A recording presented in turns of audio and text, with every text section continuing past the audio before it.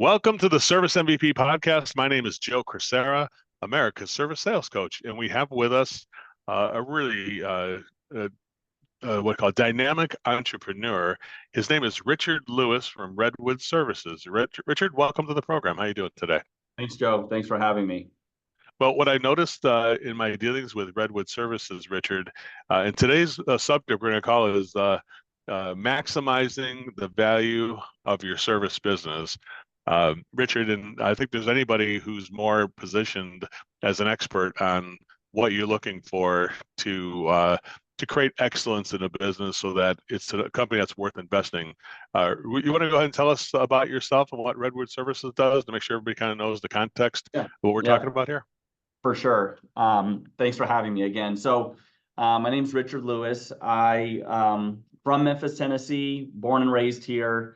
Went to school in New York, moved back to Memphis in 2008, and I spent 12 years with a very large home services business called ServiceMaster, where I fell in love with this industry. I was working across multiple trades, different functions, and just developed a passion for the home services space, and also developed not a passion for the way big corporations function. And so 4 years ago, I left, started this group called Redwood Services, where we invest in residential HVAC and plumbing companies across the U.S. And today we have 15 what we call partner companies from coast to coast. We are not geographical investors. We look for the best businesses wherever they are, and we invest in them. We don't centralize key functions. We don't strip out the call center. We don't strip out marketing. We don't rebrand. We find the best services companies in the country and invest alongside them, and then try to support them with the resources and the things that we're really good at. And today there are 32 of us, I believe, at the Redwood level, supporting 15 businesses across the country, like I mentioned. And those 15 businesses combine for roughly 350 million of revenue and 1,700 teammates, and we're off to the races. And every 6 months, it feels like this business is a new business because of the growth that we've experienced. And so, I've obviously know Service MVP, obviously heard your name early on, and just excited to share with you a little bit more about what we're doing, and I think more importantly, how we're doing it. I think it's a unique business because there's there's probably 50 or more really active participants in providing equity for contractors, but there's a lot of different angles that people take. People just buy the company and say you can exit, which I think that's possible in any kind of a thing like that. But truthfully, what I really hear about Redwood Services that's unique is that you're really a resource-based investor, where not only do you give people money to help grow the business, but you also help them with the resources to direct people where they could put that money to make the biggest impact. And to me, what I hear what you're saying there is that because you only have 15, I mean, some people buy tons of it, just keep lumping businesses in. Truthfully, when I sold my business back in the 90s, there was companies like ARS and Blue Dot and people like that just kept piling investors and piling companies up. The problem is they didn't have any operations system, and therefore it was kind of like just compiling revenue, but it wasn't really compiling profit, right? And so the difference I think with Redwood I'm seeing is that you're kind of helping companies create a certain standard of excellence. So that's why this is calling maximize the value of your business. Could you tell us some of the standards that Redwood Services has when they look at a business that, sometimes when you're inside the bottle, you can't read the label. When you're outside the bottle, you can tell us, what does it look like from your point of view? As to the things you look like, what are you looking for when you're seeing a business that's worthy of investing in? And tell us about that a little bit, some of the standards that have to be met. Yeah, sure. So I think the first thing is we're very selective. Like you mentioned, we have 15 businesses that are part of the Redwood family, and that's in 4 years of really being after this all day, every day. And we say no a lot more than we say yes, and that's either because we can't provide the service business what they're looking for. If the owner wants to completely exit, that's not typically how we do things, or they're not the right fit for us. And it sounds cliche, but it really starts with the people. John Conway, who's our COO here at Redwood, and myself, we talk to every business owner for an hour just to get to know them before we even take even the first step. And we're trying to get to understand the owner and their business and what they're looking for. And the first thing we're looking for is there good people with a good story and a good culture? And from there, if there is, we'll continue down the path. And, you asked what are some of the things that we're looking for. So in addition, obviously, to the people, we want residential businesses with very little if to no new construction exposure.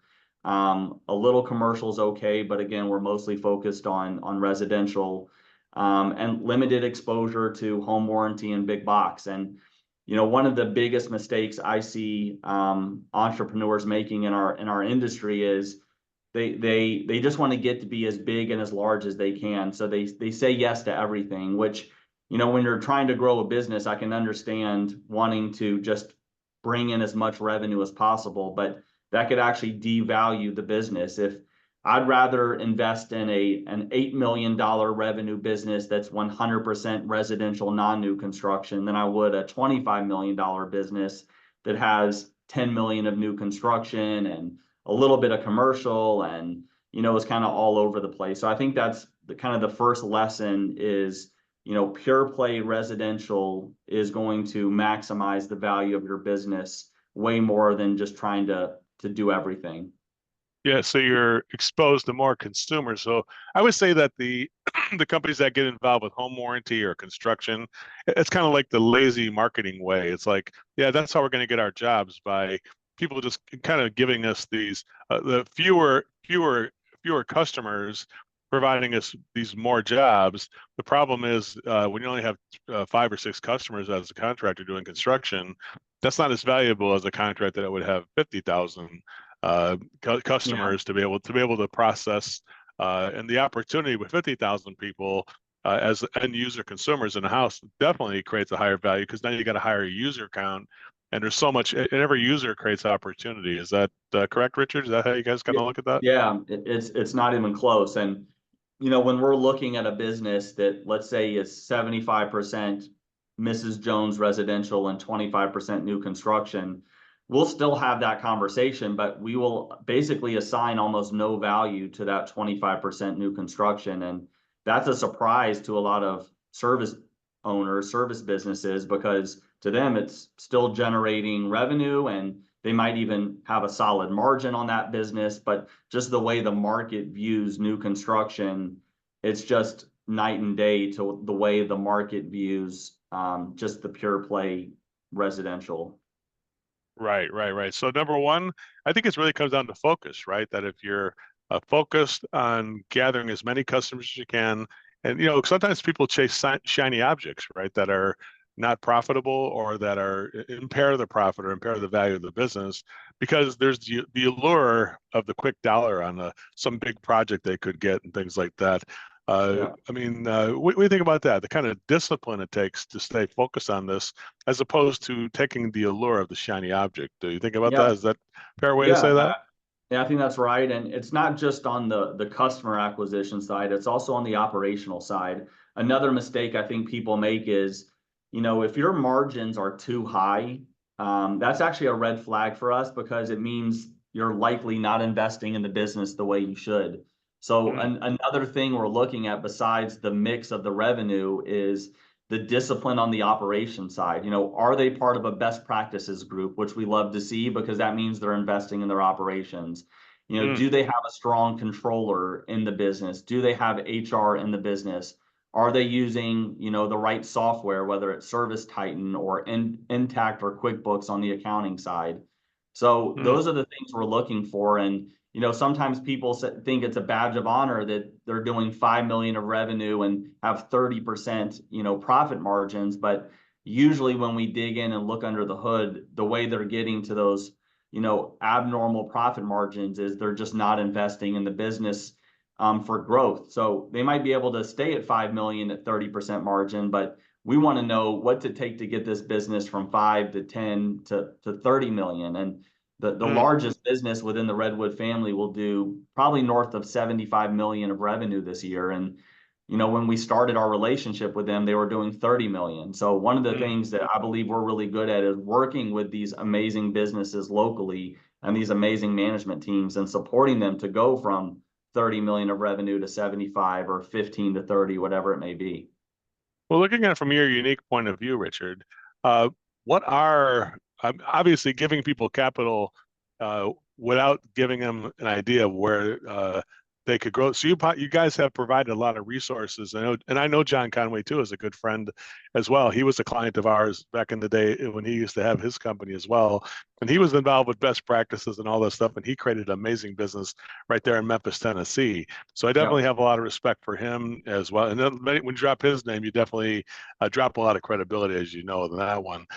Tell us about some of the resources that it's that you provide companies so that they can imagine what would be the difference if they did have a relationship with Redwood, and what kind of resources, because that's the reason I didn't sell it to Blue Dot and those other companies. I'm like, all right, tell me about how you're going to guide me with the resources to grow this thing. And they didn't have anything. They're like, no, we're just gonna give you money and you get the hell out of here. And I'm like, that's not what I'm looking for. I was looking for that. I was looking for somebody who could give me resources, right? Tell me about the resources that a place like Redwood provides that are real common, like in that 20 to $75 million growth. There had to be something you help provide there beside money. Because that's the money is only part of it. The expertise and the guidance, like a guy like John Conway can provide, that's something to me was priceless. You can't even put a price on it. But tell me, what are some of the resources that you would provide? So this is one of my favorite topics to discuss, and honestly, the money has nothing to do with the support. That's just the transaction. That's just allowing an owner to take chips off the table, de-risk their life, because 99% of the time, a large majority of their net worth is tied up in the business. So we're allowing an entrepreneur to take chips off the table, de-risk their life, but still have the keys to the business. And so I think about support, what we do after someone has entered the Redwood family, into three buckets. The first is just resources and additional horsepower. So there are 32 people at the Redwood Partner Support Center, and our only job is to support our partners. We don't do things for them. So we don't do their marketing. We don't do their accounting. We don't do their HR. But I've hired a team of business coaches that work with our partners to allow them to have that level of expertise at their disposal to help them tackle the challenges they may have. And it's similar to being a part of a best practices group, but as opposed to being one of 2,000 contractors in a group that has 30 people supporting it, you're one of 15, and you have John Conway and 10 other operational professionals, marketing coaches, sales coaches, accounting coaches that are there to roll up their sleeves and help you grow your business. So that's kind of the first bucket. And that's where we spend a majority of our time. The second bucket is with our balance sheet. When you're an independent business, every dollar you invest in that business is coming out of your own pocket.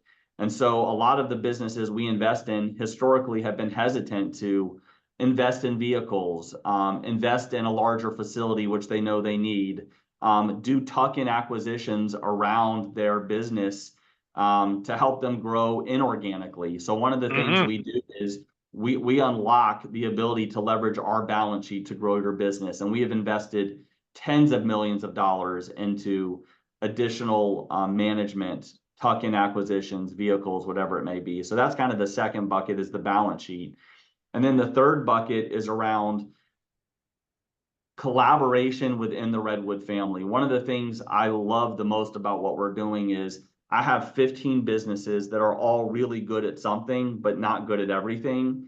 And I love when our business in Tucson shares a best practice with our business in Washington, D.C., and our business in Jackson, Mississippi will fly to Fresno, California to help them on a problem they may have. And so that collaboration and that best practice sharing that's occurring organically within the Redwood family is really hard to get elsewhere. And again, can you get some of that by being part of a best practice group or, a CEO roundtable? Yes, you can, but I think how we're doing it and the amount of sharing that goes on within the Redwood family is a huge tailwind to a lot of these businesses as they try to work on their next chapter of growth. Well, it just kind of inspired me when you said that, because I think what you really get here, to me, it seems like this. So you Redwood, just kind of outlay this and put it out in plain sight here. Redwood Services would come in and say, hey, we'll take an equity position in your company. We're going to purchase an equity position, sort of like equity in like in a house. You're saying, hey, let us give you 20% for this house. When we sell the house, we get 20% and you get 80% or whatever. That's the end result. But really what you get here is like if you had somebody who was building this house like you're doing, is that when you're spending the money now in the company, you're spending our money and your money from equity from the partners. And so the way I look at it is like oversight. Like you're getting it like, hey, before I dump all this money into this marketing method or this kind of a thing, let me run it by John Conway or run it by one of the guys at Redwood to make sure that that they feel like because I'll be spending, their money and my money when I do this. And I think it's just so great to have, because the best practice groups, what they can't do that you're doing is putting some skin in the game here, not just giving the advice like even like we do. We give people advice. You're doing even more because you're not just giving advice, but you're giving part of the financial investment that they're doing in the different training or more trucks or the new branding they're going to do and all those things that they may want to do to grow the business. You're also putting that money in, and that provides oversight. Does that make sense, Richard? Am I on the right track on that? Yeah, you are. So I'll give you an example. We're talking to business number 16 to join the Redwood family, and the way it'll work is, let's say they're doing $20 million a year in revenue. We're going to invest in that business and really become a partner. So the owner is selling a piece of their business to Redwood, and we're writing them a check for that. And then after that's done, both sides, the owner and their management and Redwood, now we're in this thing together. And the goal is to run and grow this business way faster than the owner could ever do on their own with all of the resources that I just described a minute ago. And then to allow them the ability to take the value of their rolled equity, the equity they still own in their business, to have that be worth generational wealth. And that's the goal. So you're making a lot of money up front, but then you're making generational wealth on what we refer to as the second bite. And that's why we're all aligned, because we both have skin in the game now. And this isn't the corporate field dynamic where you're butting heads on every issue. This is, hey, we really are partners now. Let's determine what we want this business to be, in this next chapter, whether it's doubling, tripling, whatever it may be, and let's work on it together. And if you woke up every day in Minnesota and you were running this business by yourself and you were carrying the entire burden of the weight on your own shoulders, well, now there's 32 people in Memphis that are also worried about your business and are thinking about it and are looking ahead and trying to really be a partner to you as you unlock continued growth.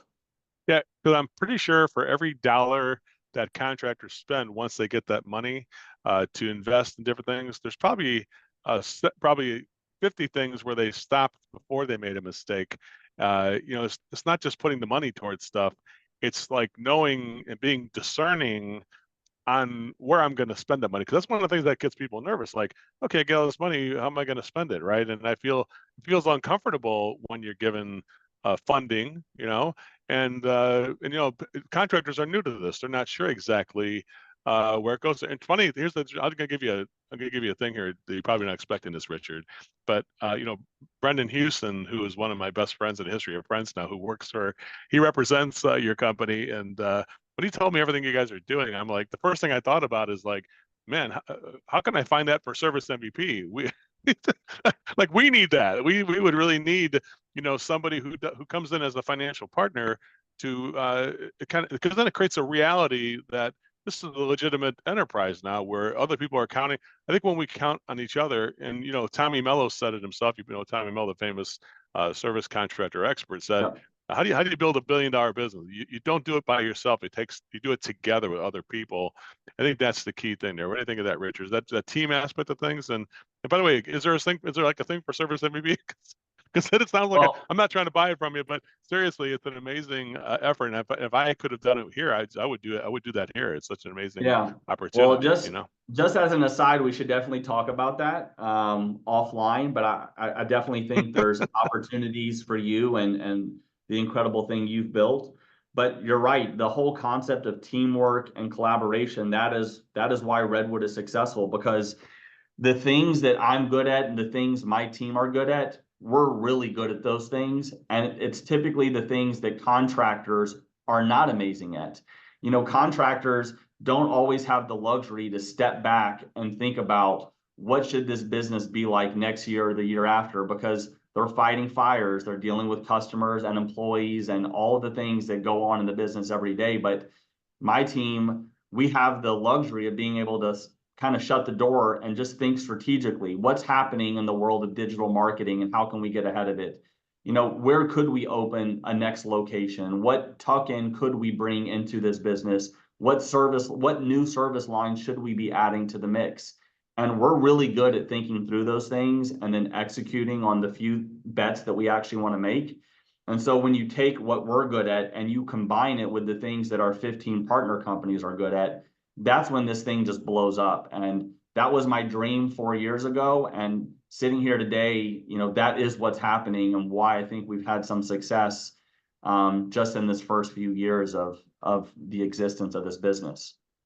Well, Richard, I've only met you twice, but each time I have met you, and of course, every time I talk to Brendan and anybody, John Conway as well, the reason it's easy to recommend you, people say, because people ask me sometimes, like, you know, what would you do if you had to pick somebody? I said, well, start at the top of the list with Redwood Service, because I know you're going to get taken care of with care, respect, and support, and they're going to get their team, which is something that you can't put. It's like I always tell people, it's like going to Shark Tank and having Mark Cuban invest in your business, because you're not just going to get the money's not even, that's the minimal. I mean, the reason why the money's important, because now you got Mark Cuban's interest and his interest in your business.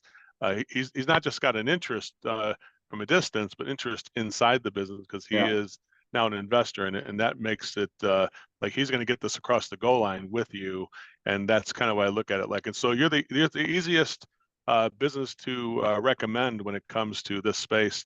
I do know there's a lot of people who got to beware. There's equity partners who invest and then behind the scenes create sort of restrictions on the contractor.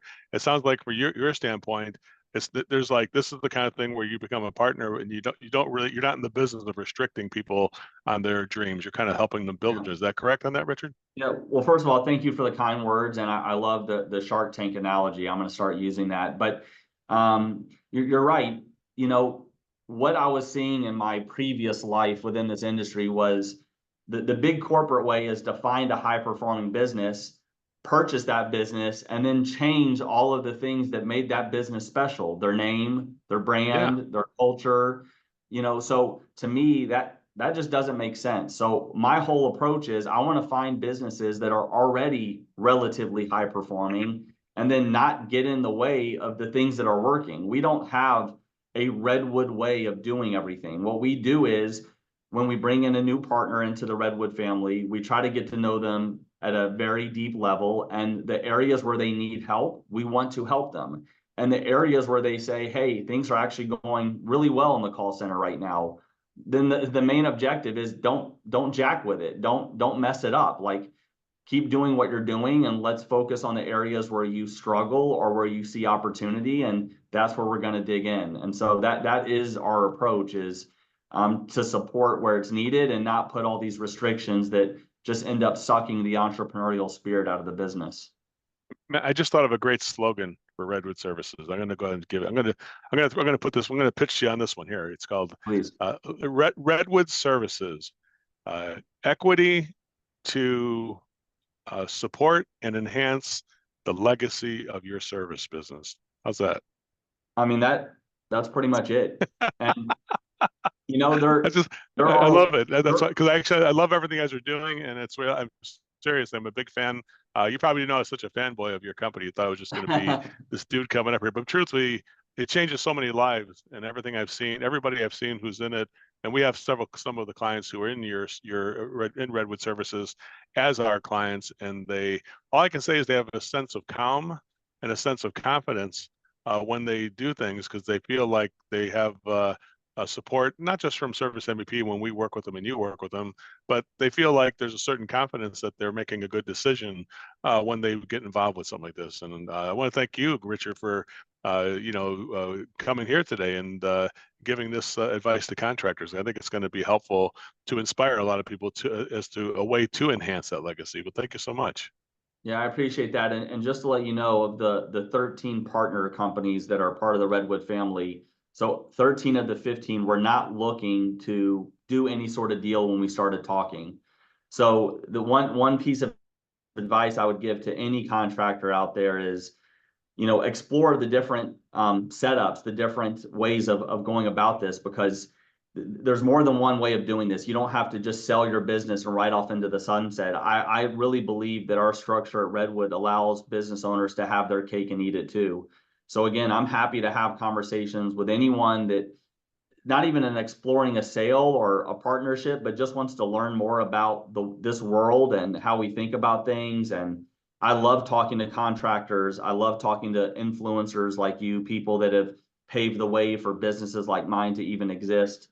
So I just appreciate the opportunity to tell the Redwood story. We're so unique. Sometimes we get bucketed in to what everyone else is doing. And really the Yes. only way I can explain that we're different is to be on shows like this where I get an opportunity to explain it in a little more detail.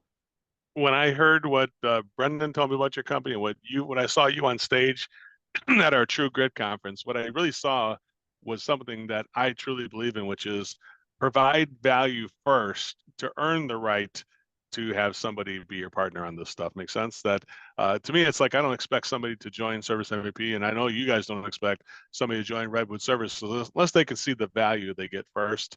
I want people to get a sense of value, and it looks like that's what I see in Redwood Services is that you want people to get a sense of value before any financial transactions are to happen. Does that make sense, sir, Richard? Am I on the right Yeah, page there? absolutely. Yeah, you're absolutely right. Well, definitely, Richard. How can people get a hold of you to explore possibilities where they can to be able to imagine this, everybody. I want everybody, all the contractors, imagine this. Imagine running your business without stress of the big picture financial. Like you'll have people who will help you with that, and people who will be your partners in this area. So you don't got to do it all yourself, and you don't got to sit at the kitchen table with your wife, pounding your fist on the table. But man, if we just had more capital, we could grow this thing. This is what you're going to get with this. And so, Richard, how do people get a hold of you, and how does this process start if they want to get involved with you? Yeah, sure. So the easiest thing to do is just to go to redwoodservices.com. We have lots of videos that I think would give people a good sense of what it's like to be a part of the Redwood family. It's very easy to get in touch with me. My email is richard@redwoodservices.com. I'm also active on LinkedIn. People can find me there. But, in addition to people reaching out to me, obviously, I'm a little bit biased towards Redwood being the absolute best investor in the space. But the other thing I would offer is if anybody wants to talk to any of the owners that are already part of the Redwood family to learn what was it like to go through a process or a transaction, what's it been like after, how do we support our partners? Any of our 15 partners around the country would be more than happy to talk to anyone about the experience and what it's been like. And we are building something different here that people are proud of. And one of the coolest things is when I travel to our different partner locations, just seeing people wear the Redwood logo on a polo or a hat. Like, I think people are proud of their association with this business. And so again, anyone can get in touch with me, anyone on the Redwood team, or anyone really within Redwood Nation. Richard, thank you so much. I appreciate you being here. We'll see you next time at an event or something like that. Thank you so much for being here. Thanks, Joe. Thanks for having me.